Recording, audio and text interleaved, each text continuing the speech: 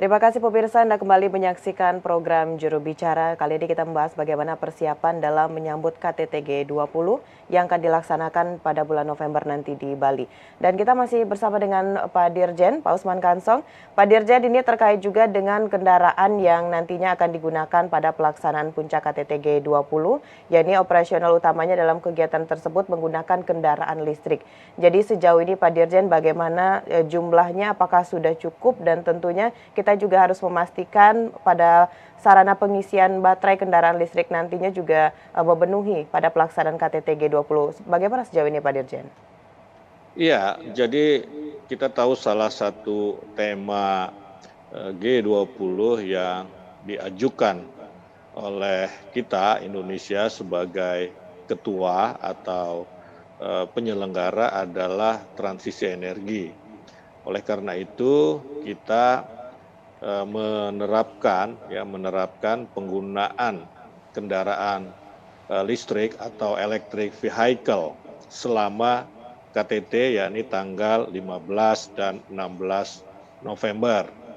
Kita sudah menyiapkan misalnya kendaraan listrik berbasis baterai sebanyak 1.259 unit, baik untuk rangkaian HOD atau Head of Department maupun operasional, baik roda 4 atau mobil maupun roda 2 atau sepeda motor.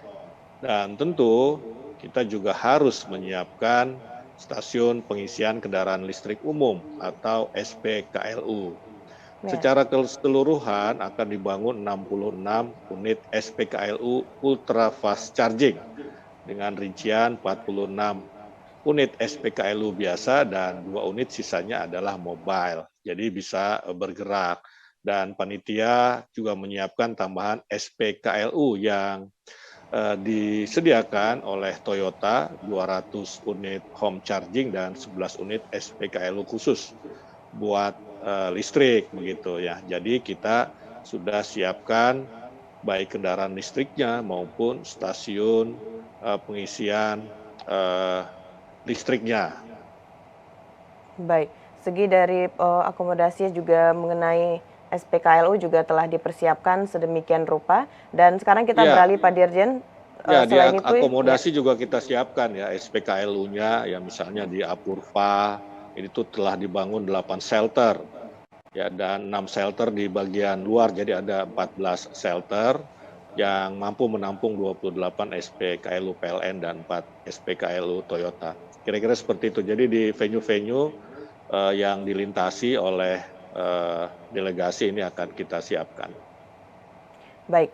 Selanjutnya Pak Dirjen, tentunya selain akomodasi kendaraan listrik yang telah kita persiapkan tadi, pada pelaksanaan KTT G20 ini tentunya juga memerlukan jaringan infrastruktur telekomunikasi yang baik nantinya untuk delegasi ataupun untuk peserta KTT, untuk wartawan lokal dan juga internasional. Nah, sejauh ini persiapan mengenai infrastruktur telekomunikasi kita sudah sejauh mana Pak Dirjen?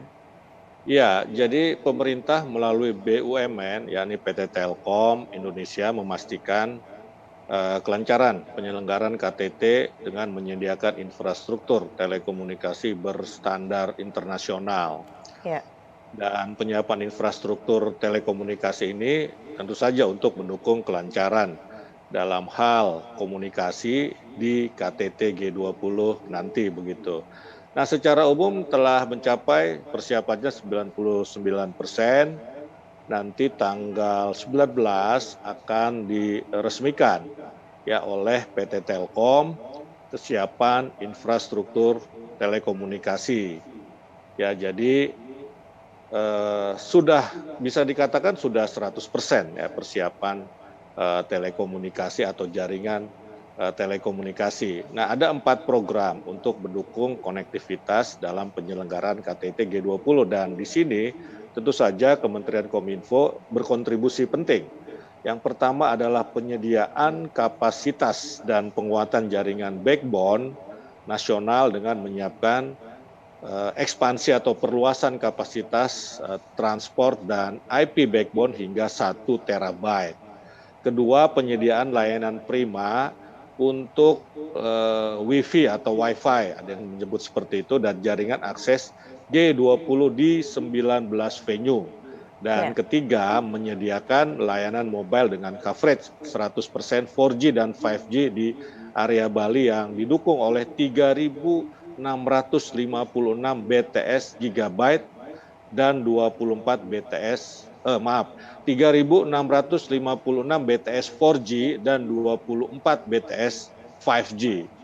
Nah, tentu saja kita harus mengamankan jaringan dengan menerapkan next generation firewall dan anti DDoS dengan memastikan keandalan dan keamanan jaringan telekomunikasi selama event G20. Kira-kira seperti itu. Baik, 99% persiapan dari jaringan infrastruktur telekomunikasi tentunya sudah sangat mendekati sempurna begitu Pak Dirjen ya. Kita masih berkaitan juga ini Pak dengan jaringan infrastruktur telekomunikasi yang tidak bisa dilupakan juga adalah bagaimana persiapan dari informasi publik. Dalam hal ini Kementerian Komunikasi dan Informatika juga pastinya telah menyediakan media center Pak Dirjen. Sejauh ini seperti apa Pak Dirjen untuk media center yang kita persiapkan pada KTT G20 nanti?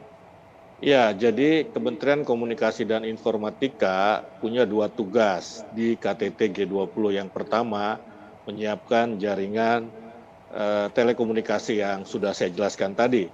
Dan yang kedua adalah mempersiapkan komunikasi publik.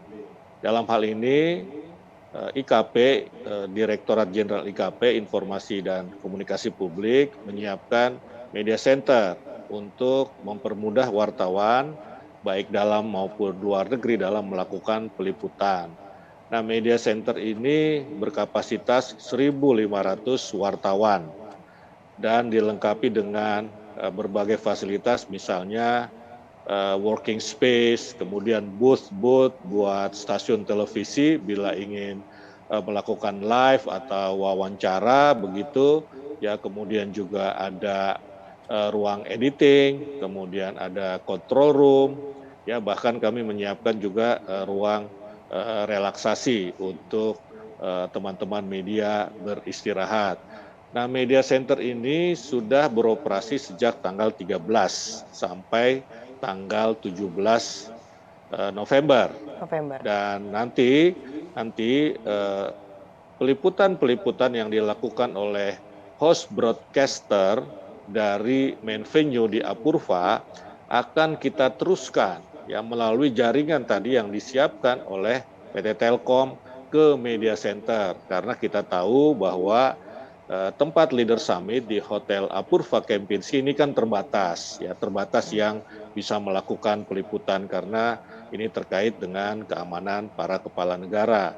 Karena itu kita akan mendistribusikan gambar ya atau video, kemudian juga press release ke media center sehingga teman-teman bisa tetap menulis berita, melaporkan berita, ya bahkan kami kirimkan dan mereka bisa memantau apa yang terjadi di main venue itu begitu.